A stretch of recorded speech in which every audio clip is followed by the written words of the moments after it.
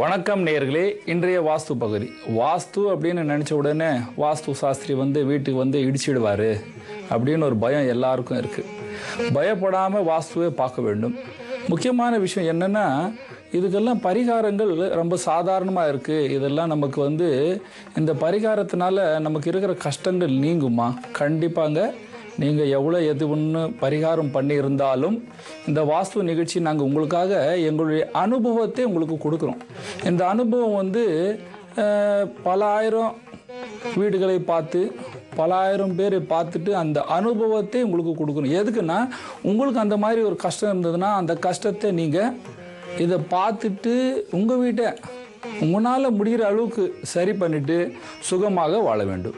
இன்றைய கருத்து என்னென்னா, எங்களுக்கு லெட்டரில் தெற்கு திசை பற்றி ஒரு பயமாகவே இருக்குது. எங்களுக்கு வீட்டு தெற்கு திசையில் இருக்குது. இன்னொரு லெட்டர் ஒரு மாதிரியாக எழுதியிருக்காங்க. எங்கள் வீட்டில் வாழ்கிற மருமகள் 2 மருமகள் வந்தாங்க, 2 மருமகளும் எங்கள் வீட்டில் வாழலை. இன்னொரு லெட்டர் எங்கள் வீட்டில் ஒரு ஆண் வாரிசு இருந்து ஒரே வாரிசு இருந்து அந்த வாரிசு ஒரு 13-14 வயசில் இறந்துட்டார். இந்த மாதிரி நிகழ்ச்சிகளை பார்த்துட்டு எங்களுக்கே ஒரு மன கஷ்டம். ஏனென்றால் நாங்கள் இந்த மாதிரி பல விஷயம் சொல்லியிருக்கோம், புத்தகம் எழுதியிருக்கோம், சொல்லியிருக்கோம். இதை பார்த்து படித்து அந்த அனுபவத்தை எடுத்துட்டு சுகமாக வாழ வேண்டுமானால் இதை கண்டிப்பாக பாருங்கள். ஏன்னா ஒரே மாதிரியான வீடு எல்லோருக்கும் இருக்காது. ஆனால் இந்த மாதிரி அமைப்பு உங்கள் வீட்டில் இருந்ததுன்னா கண்டிப்பாக நீங்கள் அதை மாற்றி அமைச்சிட்டு உங்கள் வீட்டில் நீங்கள் நல்லா ஒரு சுகமான வாழ்க்கையை வாழ்ந்து பண வசதி தாராளமாக வந்துடும். நாங்கள் வீட்டில் இருக்கிற குறையை மாத்திரம் சொல்கிறோம். குறை எதுக்கு உங்களுக்காக சொல்கிறோன்னா, அந்த குறையை நீங்கள் நீங்கிட்டு அந்த குறை அங்கே இல்லாமல் எடுத்துட்டிங்கன்னா உங்களுக்கு சுகம் சேர்ந்துடும். சுகம் வரும் அப்படின்னு சொல்லி அந்த குறை அங்கே இருந்ததுன்னா அந்த பீடை அதிகமாக பெரிய பாம் மாதிரி வெடிக்கும். ஏன் நம்ம வீட்டில் அந்த 2 மருமகளும் வாழவில்லை? அந்த நிகழ்ச்சியும் நம்ம தெற்கு திசை வீடுகள், அந்த தெற்கு திசை வீட்டில் இருந்து என்னென்ன பிரச்சனை இருக்குது அதை நம்ம வரைபடத்தில் பார்க்கலாமாங்க.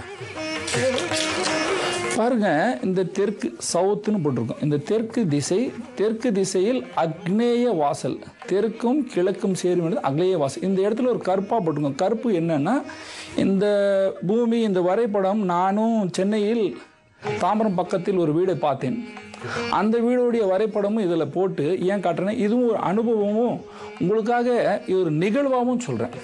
இந்த இடத்துல அவங்க செப்டிக் டேங்க், ஏன்னா அந்த பக்கம் தண்ணி கவர்மெண்ட் பைப்பில் போகாமல் செப்டிக் டேங்க் கட்டியிருக்காங்க. அது அக்னேய செப்டிக் டேங்க். முதல்லையே வீட்டில் நுழைஞ்ச உடனே இந்த இடத்துல அக்னேய செப்டிக் டேங்க். இரண்டாவது, இந்த வீட்டுக்கு சமையல் அறை சரியாக இருக்குது, அக்னேயத்தில் இருக்குது. ஆனால் அக்னேயத்தில் சமையல் அறை இருந்து ஈசானிய வாசல். 3, இந்த வீட்டில் நுழைவாசல் அக்னேயம் மத்திய தெற்கில் இருக்குது. இந்த இடத்துல ஒரு இடத்தை காலியாக விட்டு விட்டார்கள். இந்த இடமும் பின்னால் காலியாக இருக்கிற இடம் அவருடைய பூமி அளவுலேருந்து ரொம்ப கீழே இருக்குது. இந்த பெட்ரூம் 1, 2வது பெட்ரூம், 3வது பெட்ரூம். இது பாருங்கள், இந்த 2 ஆண் வாரிசுக்கும் அவர் கொடுத்த பெட்ரூமுக்கு வாசல் நேர் எதிர்க்க இருக்குது. 2 பேருக்கும் ஒரு காமனான பாத்ரூம் டாய்லெட் கொடுத்துருக்காங்க. அதுவும் மத்திய பாகம். இந்த பாத்ரூம் இப்படியும் யூஸ் பண்ணுறாங்க, அப்படியும் யூஸ் பண்ணுறாங்க. 2வது, இந்த வீட்டுக்கு வாசலுக்கு நேர் எதிர்க்க இந்த இடத்துல 2 டாய்லெட் பாத்ரூம் இருக்குது. இந்த இடத்துல சாமி அறை இருக்குது. சாமி அறை ஈசானியத்தில் இருந்தால் ரொம்ப நல்லது, ரொம்ப நல்லதாகவே நடக்கும். இப்போ வீட்டுக்கு பின்புறம் பார்த்திங்கன்னா கரெக்டாக போரிங்கும் அவங்களுடைய தண்ணி தொட்டியும் கிணறும் இந்த இடத்துல இருக்குது. இதெல்லாம் பார்த்தா நல்லாயிருக்கு. ஆனால் பெரிய தவறு, ஏன் மருமகள்கள் வாழவில்லை அப்படின்னு எப்பொழுதுமே தெற்கு திசை வாசல் வீடு இருந்ததுன்னா வாசலுக்கு நேர் எதிர்க்க இந்த குபேரன் என்ற இடத்தில் வடக்கு மத்திய பாகத்தில் எப்பொழுதுமே டாய்லெட், கழிவு நீர், குப்பை, வீட்டில் தேவையில்லாத பொருளுடைய அறைகள் இருக்கவே கூடாது. 2வது, இவர் படுக்கும் இடம் இந்த இடத்துல வாயுவில் படுக்கிறார். இந்த வாயுவில் படுத்தாருன்னா பாருங்கள், அவருடைய இந்த டாய்லெட்டுடைய வாசலும் இந்த பெட்டும் நேர் எதிர்க்க இருக்குது.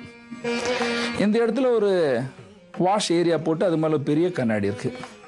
இவருக்கும் அந்த மாதிரி இருக்குது. இந்த மாதிரி ஒரு பெட்ரூமில் ஒரு பாத்ரூம் இருந்தால் இந்த இடத்துல ஈசானியம் கட் ஆகுது. இந்த மாதிரி ஒரு இடத்துல ஈசானியம் கட்டானா அவர்கள் சுகமாக வாழ மாட்டார்கள். தெற்கு திசை வீட்டில் அக்னேயத்தில் தண்ணி தொட்டி இருந்தால் அந்த வீட்டில் ஆக்சிடென்ட் நடக்கும், அடிக்கடிக்கு ஆக்சிடென்ட் நடக்கும்.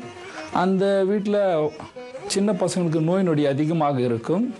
இன்னொன்று, இந்த தெற்கில் இங்கேருந்து வாசல் படிக்கட்டு ஏறி இப்படி மேலே ஏறி வராங்க. இப்படி ஏறி வரும்போது இந்த இடம் கீழே ஆகுது. அந்த பூமியுடைய அளவு ஃப்ளோர் லெவல்லேருந்து கீழே போகுது. பூமி எப்பொழுதும் தெற்கு திசையில் நைருத்தி பாகம் கீழே எரிஞ்சு இருந்தால் அந்த வீட்டில் வாழும் ஆண் வாரிசுகள் அவருக்கு கெட்ட பழக்கங்கள் வரும். சம்பாதிக்கிறது போனேன், இந்த மாதிரி நடந்துடுச்சு அப்படி ஏதாவது ஒரு கதையை சொல்வார்கள்.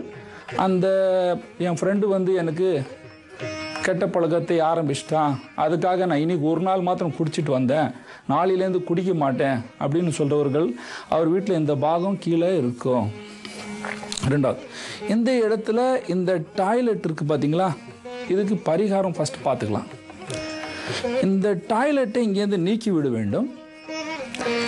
இந்த இடத்தில் இந்த ரூமுக்கு வாசலை அமைக்க வேண்டும். இந்த இடத்தை மூடிவிட வேண்டும்.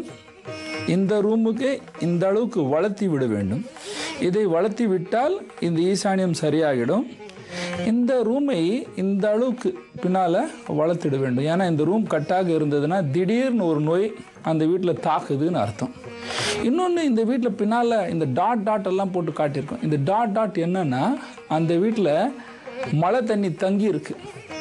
தெற்கு திசை வீட்டில் நைருத்தி பாகத்தில் தண்ணி தங்கி இருந்தால் அந்த வீட்டில் திடீர்னு நோய் வரும்.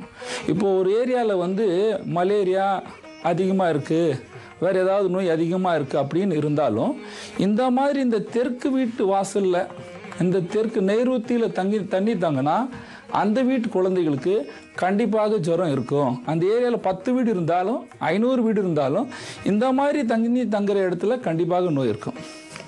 இது என்ன செஞ்சால் நல்லாயிருக்கும், அதுக்கு நாங்கள் சொன்ன பரிகாரமோ அதே பரிகாரம் உங்களுக்கு நாங்கள் சொல்கிறோம். ஃபர்ஸ்ட், இந்த வாசலை வேண்டாம். இவரை இந்த தண்ணி, செப்டிக் டேங்க், வாட்டர் டேங்க், இங்கே கழிவு நீர் அறை, இது உங்கள் வீட்டில் தண்ணி தொட்டியாக இருந்தாலும் எடுக்க வேண்டும். நான் பார்த்த வீட்டில் செப்டிக் டேங்க், இங்கே கிணறு இருந்தாலும் எடுக்க வேண்டும். இதை எடுத்து இந்த இடத்தில் வாயு திசையில் செப்டிக் டேங்கை மாற்றிவிடும்.